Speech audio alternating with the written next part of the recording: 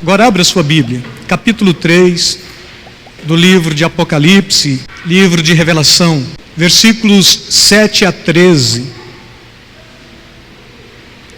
Hoje nós estamos falando da sexta igreja.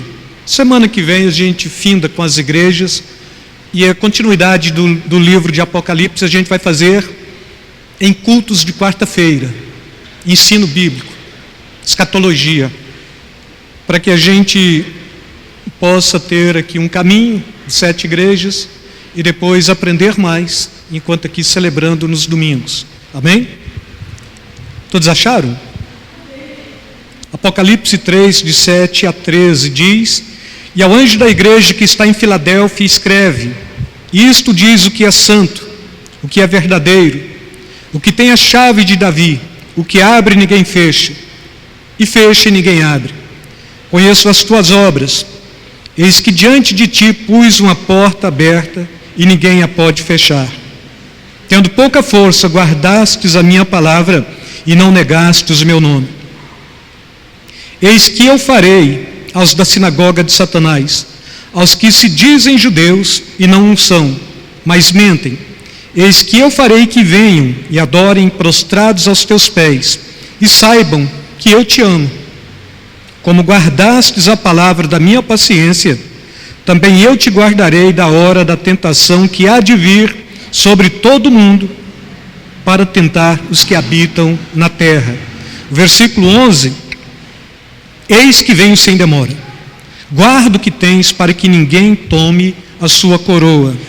Versículo 12: A quem vencer, eu farei coluna do templo do meu Deus, e dele nunca sairá. Escreverei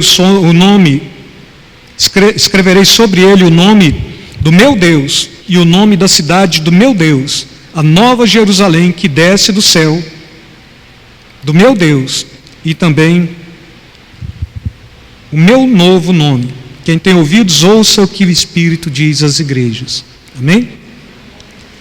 A gente vem lutando este tempo e falando um pouco sobre escatologia, ainda falei para vocês que não necessariamente estaria falando sobre escatologia, porque o assunto ele fica muito amplo e prejudica muito nesse culto que a gente tem como culto de celebração, de adoração, culto da família. Mas haveríamos de falar tão somente destas cartas das 7 igrejas da Ásia. E pegando aqui o que eu tinha falado para vocês antes, tinha falado que a gente estaria fazendo uma abordagem que não era histórica, não era preterista, então não era alguma coisa que já tinha se cumprido, não era histórica, mas que era dispensacionalista. Então a gente vai trabalhar 3 vertentes desta carta, não é? Para os preteristas, para os históricos, para os dispensacionalistas. Dentro da nossa consciência, esta mensagem ela é plena em dispensação mesmo, e neste tempo que nós estamos falando desta igreja, a igreja de Filadélfia, a gente vai perceber que quando se fala das 7 igrejas, ela é uma igreja ali do 1º século, situado na Ásia Menor, como as outras demais igrejas, mas que quando a gente pega dentro deste tempo que eu tenho proposto para vocês, esta igreja ela tem um arcabouço bem certo. Quando a gente pega aqui do século XVIII ao século XIX, ou a gente pode pegar 1730, bem chave mesmo, e ir até aqui 1900, até o início do século passado, ou final, o início do século passado, a gente vai enquadrar bem esta igreja nesse período. Por quê, irmãos? Porque quando se fala desta igreja, esta é uma igreja que não tem repreensão sobre ela. Não se cobra nada. Próprio Jesus está falando desta igreja dentro de um contexto que se firma na capacidade do amor entre os irmãos, o amor fraternal. E quando a gente percebe esta igreja do amor fraternal, a primeira coisa que devemos nos preocupar é que muitos de nós queremos de alguma forma que a igreja cresça, apareça, que a igreja tenha o seu destaque, que a igreja tenha o seu status quo, mas quando a gente para analisar bem detidamente esse conceito, a igreja ela só cresce quando em comunhão perfeita. A igreja, ela só cresce quando a gente cumpre o dever de casa. O dever de casa é amar. Amar cada um dos que foram gerados como nós fomos gerados. É incompreensível propor amar o irmão ou não amar o outro irmão, tendo que ambos foram regenerados pelo mesmo sacrifício, santificados pelo mesmo Espírito, regenerados pela mesma mente de Cristo. Então fica meio que complexo você falar: olha, amo este irmão, mas não gosto deste outro. Tenho facilidade de relacionar com este irmão, mas não gosto deste outro. Quando falamos isto, estamos fazendo aqui o que a Bíblia não nos traz como realidade cristã. Ou seja, se eu fui regenerado, se habita em mim o mesmo Espírito que habita no irmão, se ele creu como eu criei, se o sacrifício foi efetuado na vida dele, como foi na minha, logo devo amá-lo, comungar com ele, estar próximo dele, sentir o que ele sente. Porque quando eu compreendo a necessidade de sentir o que ele sente, se ele está vivendo o trágico, eu vivo o trágico junto com ele. Se ele está celebrando, eu celebro junto com ele. Se ele está desanimado, eu tenho uma palavra de incentivo. Se ele está triste, eu tenho uma palavra de alegria. Se não tem uma palavra, pelo menos tem uma presença. Vivemos uma realidade muito estranha hoje no corpo de Cristo. Estamos preocupados com a liturgia do culto, e quando se fala liturgia, lá os povos, a capacidade de trabalhar para o povo enquanto acontece o culto, mas quando acaba o culto, todos nós somos tomados de comichão muito rápido para deslocarmos o mais rápido para a nossa casa, porque parece que o que temos que fazer em casa prescinde o que temos que fazer na igreja. A igreja a gente celebra, a gente adora e a gente vive em comunhão. Mas gostamos desta parte da comunhão, estarmos no aconchego do nosso lar. E olha que muitos de nós, dentro de casa, não estamos cumprindo o nosso papel, e quando chega na igreja a gente fica ávido de querer voltar para casa, lá onde o nosso papel não está sendo bem cumprido. E esta igreja do amor fraternal, ela traz esta característica do esposo que ama a esposa e compreende a esposa, da esposa que ama o esposo e compreende o esposo, da família que caminha em integridade, e em justiça, e em pureza, e em santidade para celebrar o nome de Deus. Que quando chega no meio do povo de Deus tem dificuldade de querer voltar a casa porque é bom, porque gera em nós alguma coisa que parece que não se gera em nenhum outro lugar, nem mesmo dentro do nosso círculo de parentela ou dentro da nossa estrutura genealógica. Ou seja, o que nós sentimos na presença de Deus, quando em comunhão, nós não sentimos em lugar nenhum, somente aqui. Bom, mas eu compreendo que minha casa é a minha primeira igreja. Sim, você começa celebrando lá com a família santa, e você chega aqui santo para celebrar com o povo de Deus santo, e quando termina, você não tem pressa de querer ir embora, mas você fica até o último momento, até o último suspiro para resfolegar juntos e para demonstrar esta capacidade do amor fraternal. Quando a igreja cresce? Quando se faz o dever de casa. Não, mas eu mando para os grupos, olha, vai ter um culto e vai ser uma bênção. Bom, mas se todos nós estamos ávidos de querer cultuar, não precisa pôr em rede social, porque vai ser uma bênção. E quando a gente aprender a amar o irmão, sentir a presença do irmão, se alegrar na presença dele, tributar louvores e adoração junto com ele, poder fazer a parte dele quando ele não consegue, sabendo que ele vai fazer a nossa parte quando nós não conseguimos, mas juntos estamos aqui, ombro a ombro, lado a lado, caminhando juntos, celebrando juntos, manifestando a glória de Deus juntos. É fato que, enquanto não cumprirmos totalmente este dever, a gente não tem legitimidade, nem legalidade, para sair fora da igreja e tentar anunciar o Evangelho para os que estão perdidos. Porque se a gente não vive em comunhão, os perdidos estão entre nós. Amém? Fala, os perdidos estão entre nós. Se você puder cutucar o irmão do lado, Fala para ele: você me nota? Você me vê? Orou por mim esta semana? Clamou em meu favor? Visualizou a minha face? Levou isso na presença de Deus? Ofereceu o sacrifício por mim? Se você não fez isto, fala para ele: você não é digno de proclamar o Evangelho para ninguém lá fora. Você não pode orar por ninguém lá fora. Fala para ele: cumpra o seu dever dentro da casa, para posteriormente você cumpri-lo lá fora. Fala assim: aqui você ama, aqui você relaciona.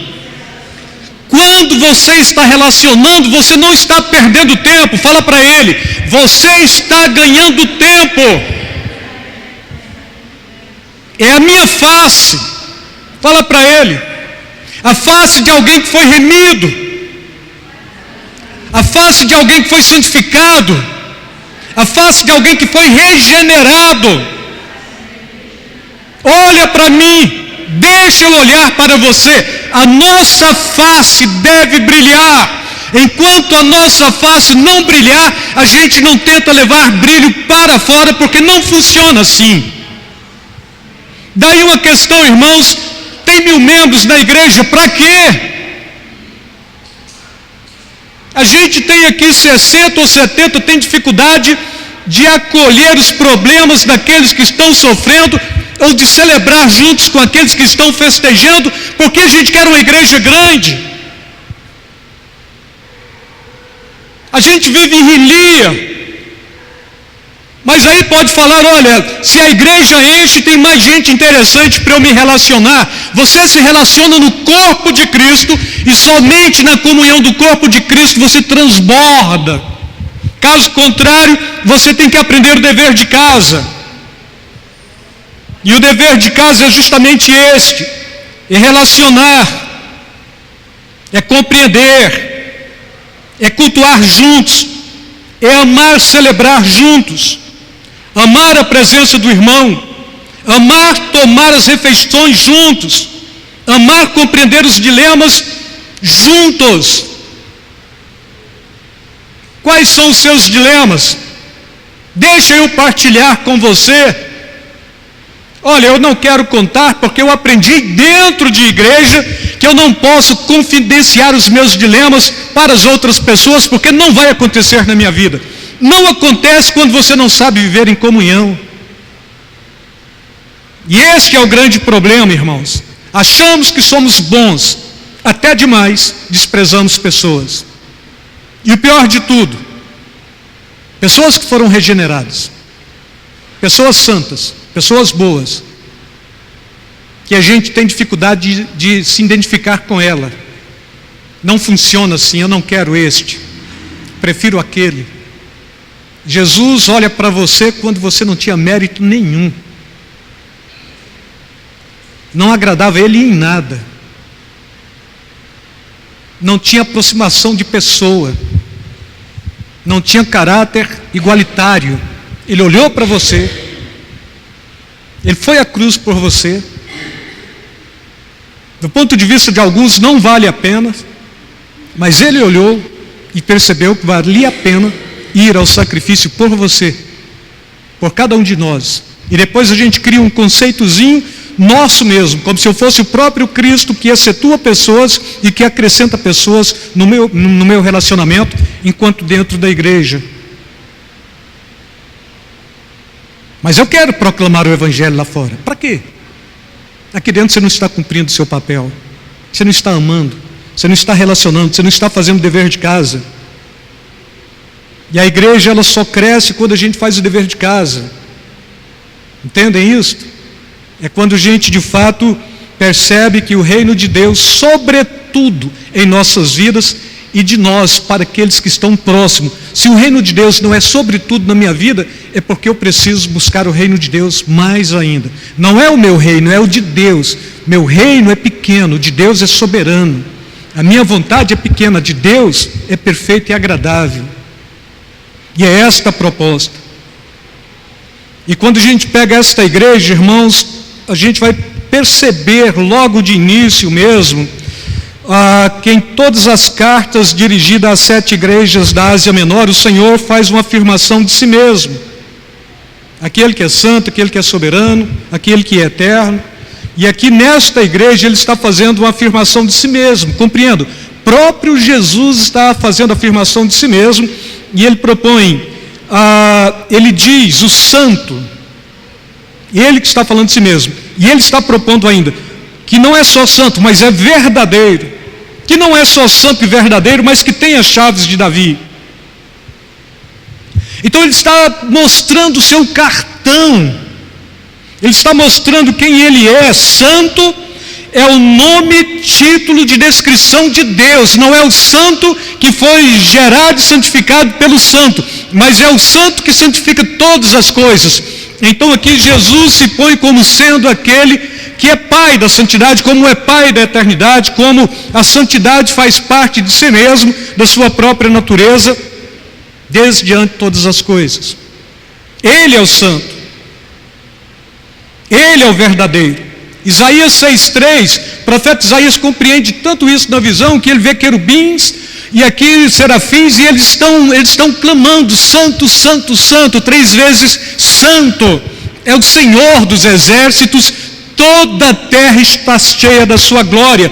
Então quem somos nós, irmãos? Pessoas que foram alcançados pelo Santo de Israel, santificados pelo Deus de Jacó, que celebram, que testificam, que anunciam, que proclamam. E este Deus, ele não só é santo, como ele é verdadeiro. Palavra verdade, palavrinha grega chamada aletéria, sem falsidade. E ele se põe como sendo verdadeiro, sem vacilações, autêntico. Jesus, ele não é uma sombra ou aparência da verdade, mas ele é a própria verdade. Não é uma imitação da vida, mas ele é a própria vida. Não é um substituto da divindade, mas ele é o próprio Deus. E nesse contexto, irmãos, ele está propondo aquele que é santo, aquele que é verdadeiro e aquele que tem as chaves de Davi. Aí a gente fica meio que perturbado, mas o que significa isso? Lá em Isaías, no capítulo 22, no versículo 22, tem um personagem, e este personagem, deste capítulo 22, no versículo 22, ele chama Eliaquim. O Eliaquim, ele era um servo do rei. Este Eliaquim, o rei, pega ele, entrega a chave do seu castelo na mão dele, do seu palácio na mão dele, veste ele com vestes de quem podia guardar de fato o palácio real, a nação de Israel. E aquele personagem é o primeiro tipo que a gente vê na história do que tem a chave de Davi, ou seja, o reino é de Judá. Davi foi o primeiro rei, de fato, segundo o coração de Deus. Nesse contexto aqui, o profeta, ele está levantando alguém que remontasse o reinado de Davi para estar dentro da casa de Davi, para abrir portas e para fechar portas para aqueles que estavam de fora. Quem entrava na cidade de Jerusalém? Quem entrava no palácio? Somente aqueles que passassem por este Eliaquim e que ele percebia nele estar alguma dignidade para que pudesse entrar no palácio ou na cidade de Israel. Contrapartida, isso aqui também está falando de exércitos inimigos que estavam tentando invadir Israel. Este homem é colocado como tendo a possibilidade da chave de Davi neste contexto, e à medida que ele se punha como sendo aquele que trabalhava na casa de Deus, no palácio real, na cidade, praticamente a cidade estava fechada para qualquer tipo de inimigo que intentasse contra a nação de Israel, contra a cidade de Israel, contra o palácio do rei, contra a casa do Senhor. A gente pega a primeira proposta deste Eliaquim lá atrás, para trazer aqui o que seria no futuro. Então lá o profeta Isaías está falando, e aqui João, ele atualiza esse trecho de Apocalipse, ou de Isaías 22, 22, para falar de Jesus. E quando falando de Jesus, somente ele tinha capacidade de abrir o reino dos céus a todos os crentes. Por que nós estamos aqui? Porque Jesus abriu o reino do céu para você vir e celebrar e adorar e ter plena comunhão com Deus aqui. Amém? Ele é o novo e vivo caminho rumo à presença de Deus. Ninguém vai ao Pai senão por mim. Fala de Jesus. E a gente fica tentando a perceber coisas que não têm fundamento como sendo um acesso ao Pai. Maria não me acessa ao Pai. Santos não me acessam ao Pai. Anjos não me torna acessível na presença de Deus. Somente Jesus, por isso Ele é a chave. Por isso Ele é o único que pode. Por isso Ele é este que traz aqui um caminho novo e vivo. É através de Jesus Cristo que se abre o reino dos céus e da presença de Deus. Ele possui a chave que pode abrir ou fechar, acessar ou não os céus, o reino de Deus e a vida eterna. Então nós almejamos muito, queremos a vida eterna. Bom, mas como faço? Jesus é o acesso. Se você ouviu de Jesus, se você tem uma vida transformada, se você compreendeu de Jesus, se você tem uma vida de santificação, então você sabe o caminho. Esta é a proposta. Ele possui a chave que pode abrir ou fechar.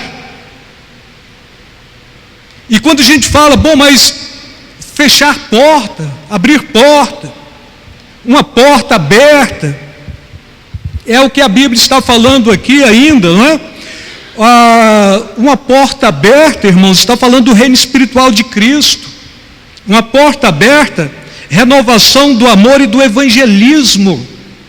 Quando a gente pega isso e tenta enquadrar, mas o que é uma porta aberta? Ele pode abrir e fechar portas. E aqui o próprio Jesus está falando, eis que põe uma porta aberta no meio de vós, na igreja. Esta igreja do amor fraternal está falando, você pode ir, você pode proclamar, você pode anunciar o reino de Deus, você pode proclamar que de fato há uma renovação do amor e do evangelismo dentro da igreja. Você ama incondicional, você tem a capacidade de se aperceber junto com o irmão. Agora compreendo, irmãos, aquilo que é deficiência sua, talvez é eficiência na vida do irmão. Aquilo que é deficiência nele pode ser eficiência na minha vida. Se nós vivemos em comunhão, então a deficiência que eu tenho, ela é suprida pelo irmão e juntos podemos proclamar o Evangelho e anunciar o reino de Deus. Então esta porta aberta, quando se fala de porta aberta, está falando da renovação do amor e do evangelismo. Os grandes pregadores do Evangelho estão dentro desse período da história da igreja, que a gente pega aqui, neste contexto mesmo, e este período foi o período dos grandes avivalistas. Então, se a gente para e tenta atualizar esta igreja, Reforma Protestante acontece, 1517, posteriormente, vem os grandes avivalistas, vem John Wesley, vem aí um inglês que muitos de vocês gostam, Spurgeon, não é? Depois vem aí Whitefield junto com John Wesley, vem outros personagens que proclamam e anunciam o Evangelho com muita naturalidade e ganham os povos, ganham pessoas para o reino de Deus, pessoas com os corações contritos e quebrantados. Bom, isso é o reino de Deus. O interessante é que aqui a gente está falando em um tempo em que o bom microfone era subir o mais alto possível.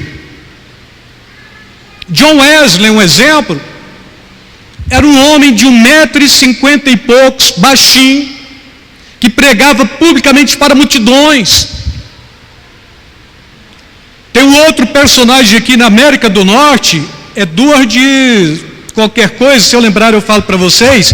Ele escreve um livro chamado Pecadores na Mão de um Deus Irado. Isso. Ele tem uma dificuldade muito grande de pregar para fora, porque a sua voz é para dentro. Mas ele chega em dado momento, ele entra dentro de um movimento que estava acontecendo ali, ele começa a pregar o evangelho. Esse cara que não tinha microfone de época, que a voz era para dentro, falava baixo, tinha pouca expressão.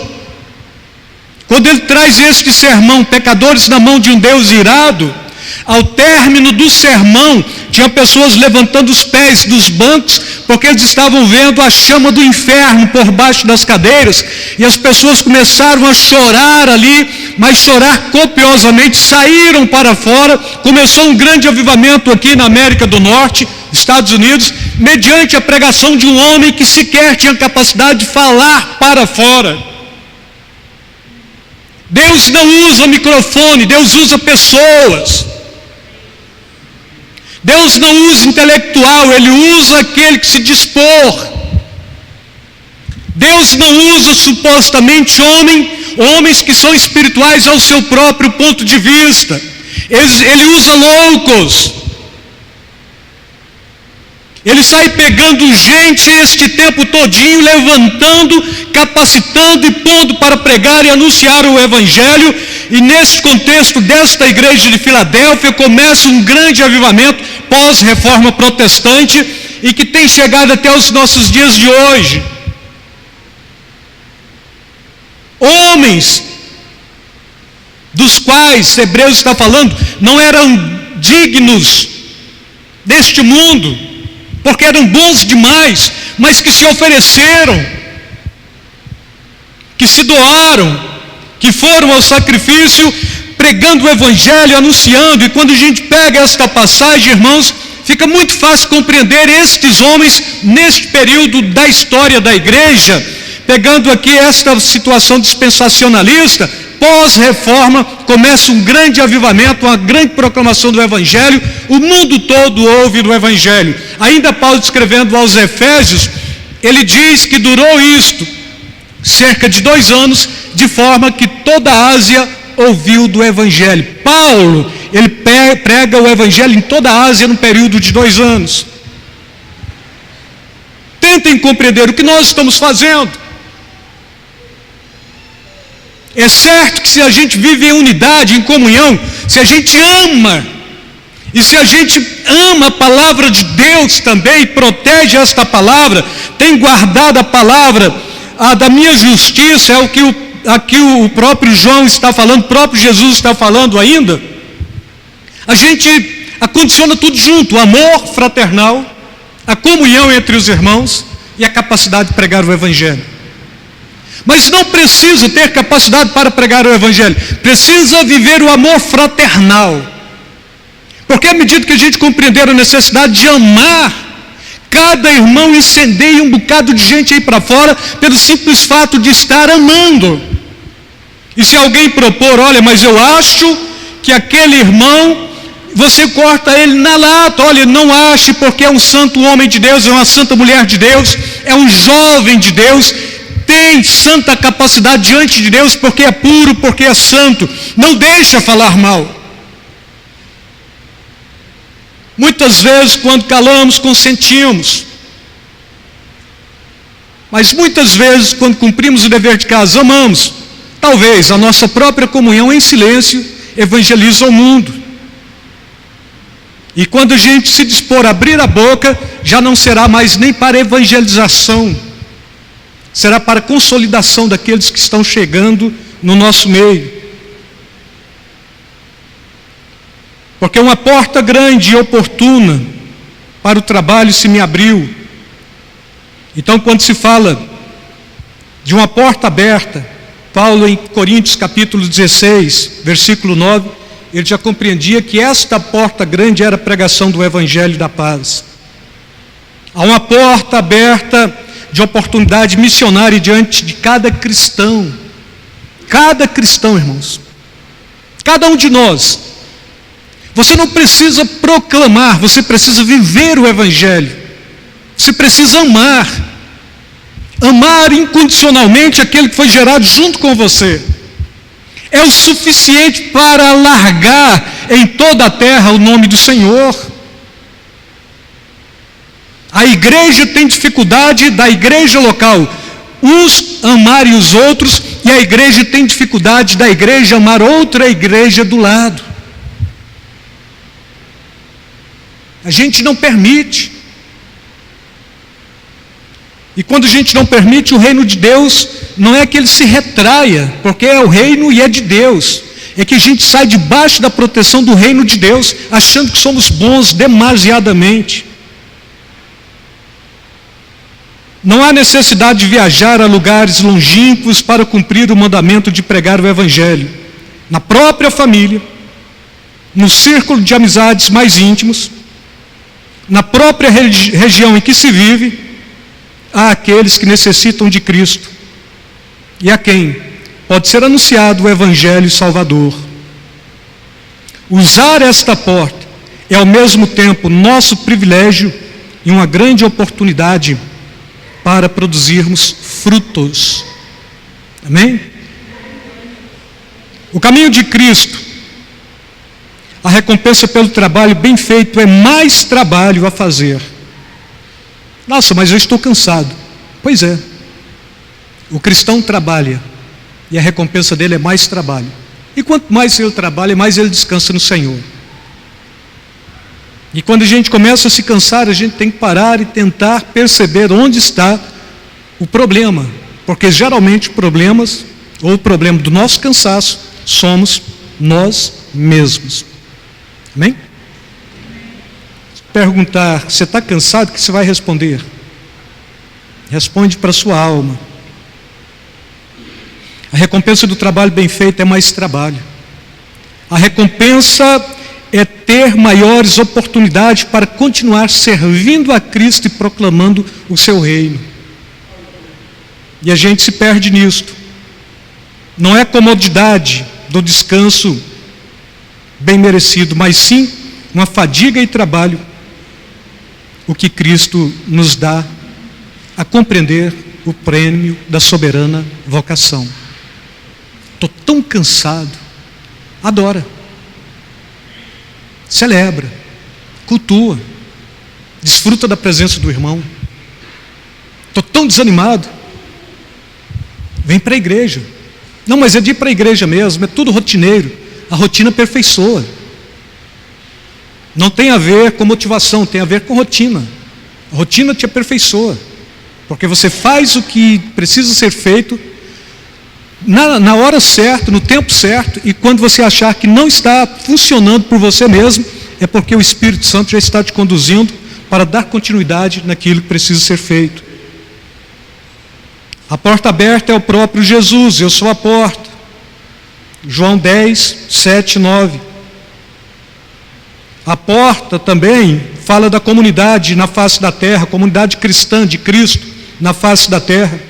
Quando Jesus Cristo chegou à nova era, foi inaugurado um novo reino, reino de Davi, que no passado traz-se um contexto de uma chave, mas que neste momento presente traz-se o conceito do Jesus que veio para restaurar o reino de Israel, o reino de Davi, na adoração. Nós todos sabemos disso, irmãos. Do mesmo modo como no antigo reino, ele é quem tinha a chave para abrir a porta, que conduzia a presença do rei nesta época, local e humano, assim Jesus tem as chaves e é ele mesmo a porta para todos aqueles que desejam entrar. O interessante quando você está lendo João 10, o bom pastor, eu sou o bom pastor dá vida por suas ovelhas, ele se mostra como sendo o bom pastor e ele te mostra também como sendo a porta. Todos que entram e saltam pelo muro é salteador, é mercenário. O pastor, ele ouve as suas ovelhas, ele abre a porta, o rebanho entra, depois ele abre e sai para pastagens, e o pastor vai atrás. Então todos nós temos esta possibilidade da porta aberta. Se não é a porta da percepção, é a porta do Evangelho. Se não é a porta do Evangelho, é a porta da comunhão. Se não é a porta da comunhão, é a porta do amor fraternal. Mas quando você ama a comunhão intensa, quando se tem comunhão dentro do corpo de Cristo, o Evangelho é proclamado naturalmente.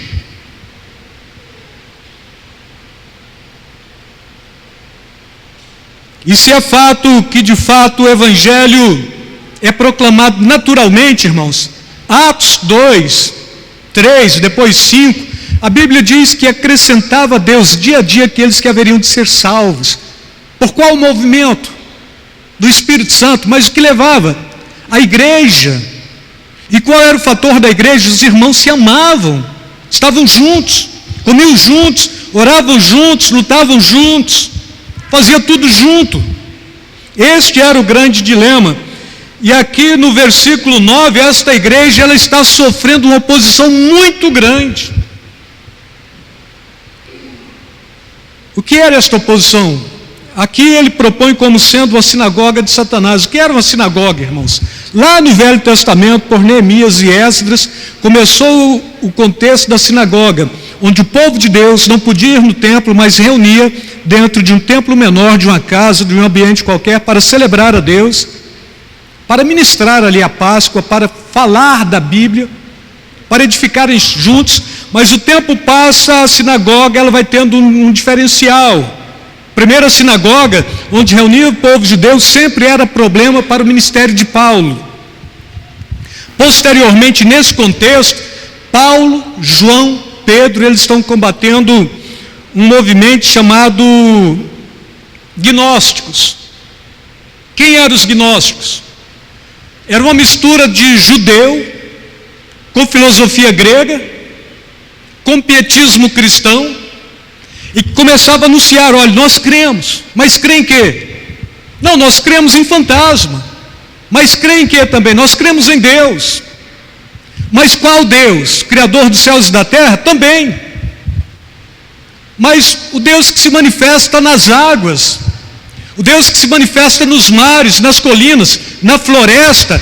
E eles começaram a criar um paganismo dentro da fé cristã, chamado gnosticismo. Gnosticismo cria na habitação de Deus em todos os lugares, mas tinha algumas coisas que eles não criam. Por exemplo, eles não criam que Jesus era o Filho de Deus, eles não criam na natureza espiritual do cristão segundo a imagem de Cristo, eles não criam no sacrifício, eles não criam na vida eterna, eles não criam na ressurreição dos mortos, e eles criam em tudo. Então está fazendo um barulho ali de atabaque. Bom, é um centro espírita. Pois é, Deus está lá também.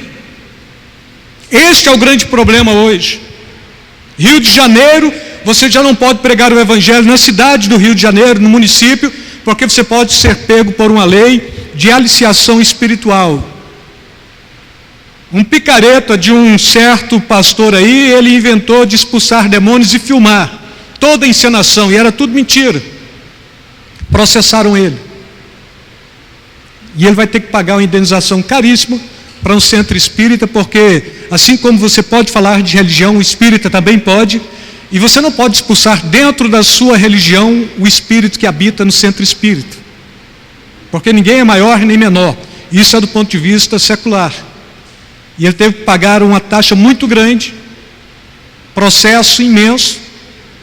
Agora por quê? Porque ele tentou vender um tipo de sincretismo espiritual, ele tentou vender um tipo malicioso de evangelho, um tipo prostituído de evangelho, um tipo da sinagoga de Satanás, um tipo de gente que fala que serve a Deus, mas qualquer Deus serve a Jesus, mas enquanto Jesus não se manifesta, a gente celebra e adora o Henri Cristo. A gente vai, celebra e adora o outro Cristo que está por ali. A gente vai numa passeata, uma manifestação, uma romaria, a gente celebra Maria também, não tem problema, é mãe de Deus. E era isto que João, Pedro, Paulo está combatendo, e é isto que está impedindo o evangelho de ser proclamado da igreja genuinamente cristã, dos irmãos que amavam, mas que ali tinha duas sinagogas de Satanás bem pautadas mesmo, duas sinagogas que se pregavam sincretismo, e que a Bíblia diz que esta sinagoga também era um tipo de aflição na vida daquele povo, mas aquele povo haveria de prevalecer sobre ela. Tem centro espírita aqui, tem igreja falsa aqui, tem um evangelho prostituído ali. Cabe a você, de fato, ir lá e falar: guarda firme a palavra de Deus, vive a integridade do reino.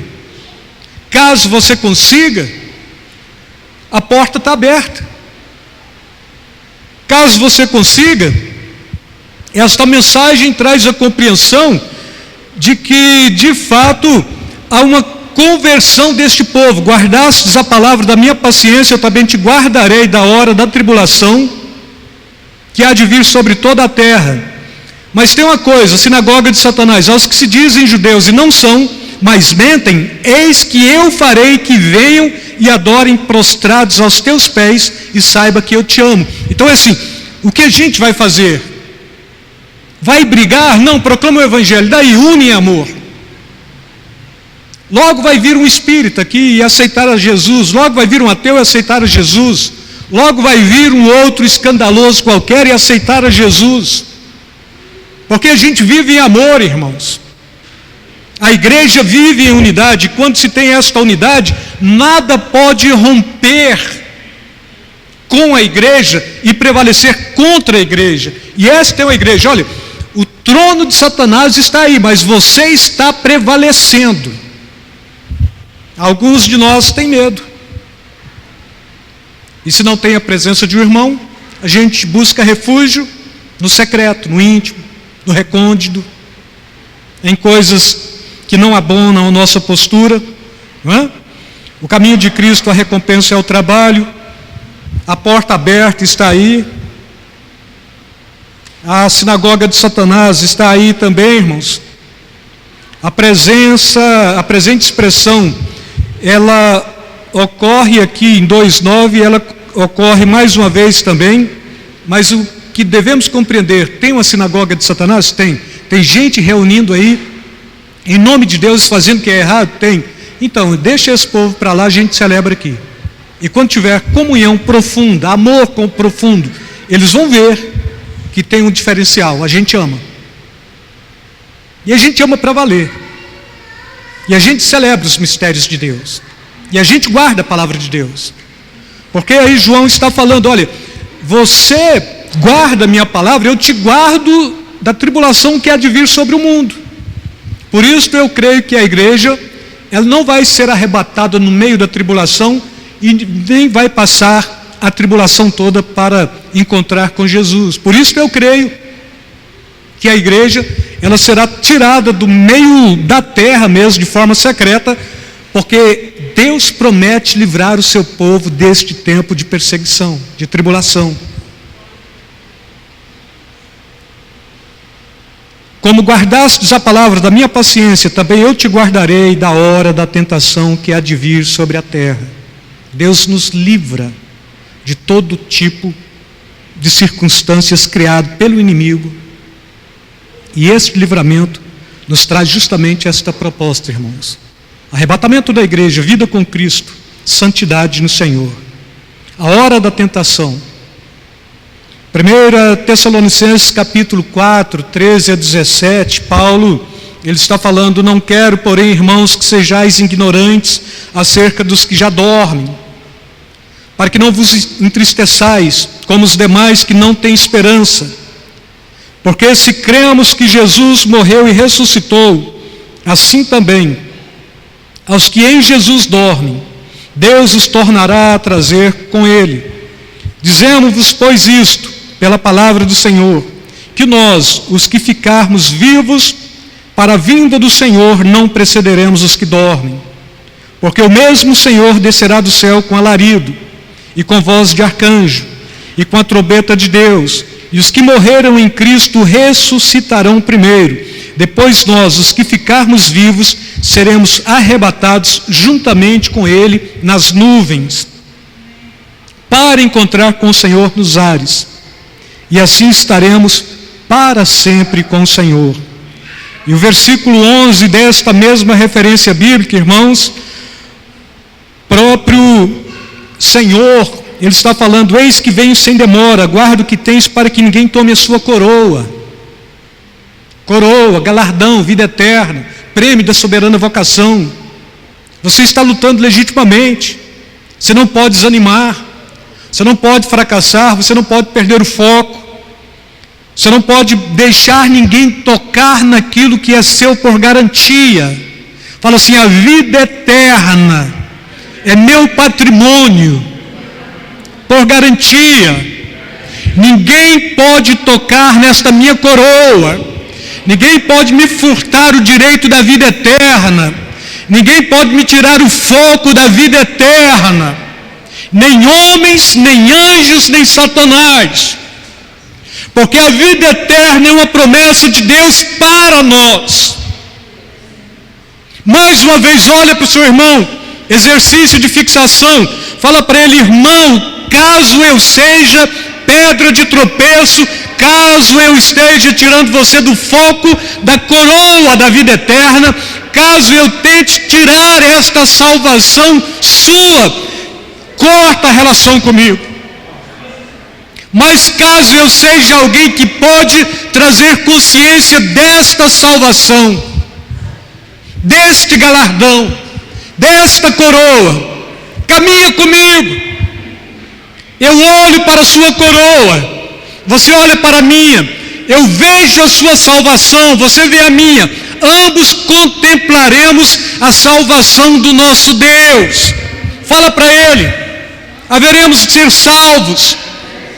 Você não perde a sua coroa, eu não perco a minha. Eu olho para a sua, você olha para a minha. Caminhamos juntos, prevaleceremos. As trevas ficam para trás, porque a maior treva é inimizade com você. Eu não sou seu inimigo, sou seu irmão. Olha para a minha coroa, deixa eu olhar para a sua. Amém, irmãos? Ninguém pode tomar a sua coroa. Ninguém. Esta é uma mensagem de encorajamento, de consolação para os fiéis, mas também é uma palavra de advertência para os crentes carnais. Portanto, meus amados irmãos, sede firmes e constantes, sempre abundantes no Senhor, sabendo que no Senhor, o vosso trabalho não é vão. Quero findar, irmãos, a coluna do templo de Deus, a igreja do Senhor já no presente, era a coluna e firmeza da verdade. Timóteo 3,15. O nome de Deus, todo cristão enverga o nome de Deus. O nome da cidade do meu Deus, todos nós trazemos um nome escrito, Jerusalém espiritual, que ninguém pode apagar das nossas vidas. Quem tem ouvidos para ouvir, ouça o que o Espírito diz à igreja. A mensagem é divina, as promessas são divinas, a advertência é divina, portanto o imperativo é divino. Lembremos-nos de tão amável e solene mensagem do Mestre. Quem tem ouvidos para ouvir, ouça o que o Espírito diz à igreja. Mateus 13:43 nos traz justamente esta abordagem também de ouvidos espirituais. Aquele que afirma possuir qualquer receptividade espiritual deve exercer tal capacidade, dando ouvidos às promessas e advertências desta carta, passando a agir de acordo com as mesmas, não desviando seus ouvidos da verdade. Segundo Timóteo capítulo 4, versículo 4, Paulo está falando para Timóteo: não deixe este povo andar ouvindo fábulas profanas, mas faz este povo ouvir a palavra de Deus. Se falar tem fantasma ali, fala é mentira. Tem demônio ali, vai lá e expulsa. Está fazendo feitiço para a minha vida, não tem problema, não pega. Fábulas profanas, deixa tudo isto para lá, porque a nossa realidade é aqui em Cristo Jesus. Plena comunhão. Se a gente vive em amor, irmãos, nada, ninguém pode romper contra a igreja. Amém?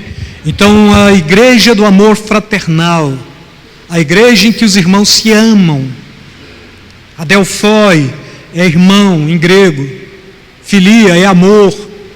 Este é o contexto de Filadélfia. E amor entre irmãos. A estrutura desta igreja, lá na cultura, diz que de fato foram 2 irmãos que começaram esta cidade de Filadélfia, que posteriormente teve a igreja.